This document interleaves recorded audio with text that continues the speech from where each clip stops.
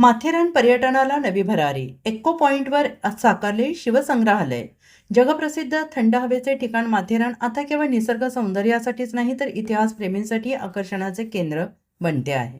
येथील प्रसिद्ध echo point परिसरात छत्रपती शिवाजी महाराजांच्या जीवनावर आधारित अनोखे शिवसंग्रहालय सुरू झाल्याने पर्यटनाला नवी गती मिळून शिवप्रेमीमध्ये उत्साह संचारत आहे. शिवप्रेमी आणि सामाजिक कार्यकर्ते समीर बांदेकर यांनी स्वतःचा बंगला या पवित्र कार्यासाठी समर्पित केला आहे. त्यांच्या या उपक्रमामुळे माथेरानच्या पर्यटन नकाशावर एक वेगळी ओळख निर्माण झाली आहे.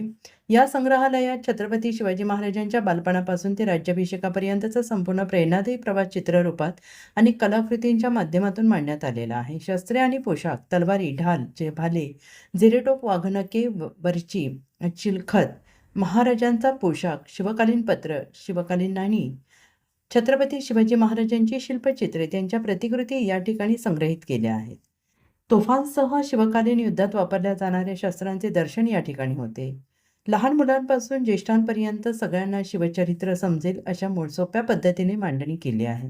दरवर्षी माथेरानला भेट देणाऱ्या लाखो पर्यटकांना आता निसर्गासोबतच स्वराज्याचा इतिहास जवळून अनुभवता येणार आहे. त्यामुळे पर्यटनाचा कालावधी अधिक वाढून स्थानिक अर्थव्यवस्थेला चालना मिळणार आहे. समीर बांदेकर यांच्या निर्णयाचे स्थानिक नागरिक आणि पर्यटन व्यावसायिकांकडून मोठं कौतुक होत आहे. इतिहास जपण्याबरोबरच रोजगाराच्या संधी वाढतील. प्रत्येक पर्यटकाने माथेरानला आल्यावर हे संग्रहालय नक्की बघावे अशी भावना नितीन व्ही सावंत आणि या शिवसंग्रहालयाची देखरेख करणारे श्री अरविंद रांजणे यांनी व्यक्त केली आहे.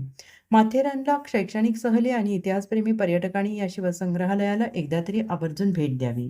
निसर्ग आणि इतिहास यांचा संगम असलेले हे शिवसंग्रहालय माथेरानच्या पर्यटनाला नवी उंची देणारे ठरेल. छत्रपती शिवाजी महाराज संग्रहालय करण्याचा उद्देश की येणाऱ्या पिढीला इतिहास करणं गरजेचं आहे. आणि या म्युझियमचे म्हणजे या बंगल्याचे रुबी हॉलचे मालक समीर नारायण बांदेकर त्यांनी स्वतः खूप मेहनत घेतली त्यांनी. आणि संदीप लोंढे म्हणून त्यांनी शिल्पकलाकार सगळे त्यांनी ते बनवले.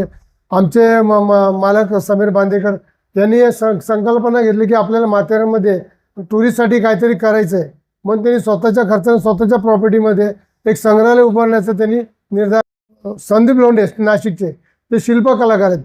त्यांनी सगळे हे फ्रेम्स वगैरे महाराजांच्या याच्यावरती बनवून लोकांचा इतिहास पण तसा लिहिलेला. महाराजांचा ड्रेस वगैरे आहे, त्यांचा ड्रेस दाखवला आहे, मोजडी दाखवली, त्यांचे जिरे टोप दाखवले आहेत, त्यांच्या तलवारी दाखवल्यात, महाराजांची भवानी तलवार दाखवले, त्या काळातली मोडीलिपी म्हणून लेटर दाखवलेत, त्या काळातली नाणी दाखवलेत, त्याला शिवराय होऊन बोलतात होऊन, तोफा वगैरे दाखवले, असं भरपूर काही दाखवलं, ढाली वगैरे दाखवले. हे सगळं फ्रेम्स वगैरे सगळं असं काय केलेलं.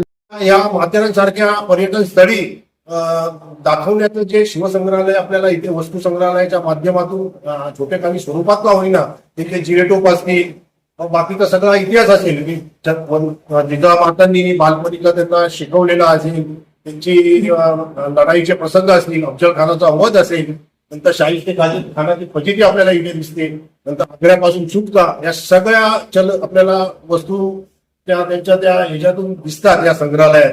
आणि त्यातून आपल्याला वंदनीय छत्रपती शिवाजी महाराजांनी त्या काळी जो त्यांनी त्याग केला त्यामुळे आपलं स्वराज्य आणि आपण सगळं एक मराठा साम्राज्य उभं राहिलं त्याचा हा इतिहास आपल्याला जागरूक करतो आणि या पर्यटकांनी अवश्य पाहावा अशी मी विनंती करतो. आणि यांनी रांजणे साहेबांनी इथे चांगल्या पद्धतीने त्याचा देखरेख ठेवलेली आहे.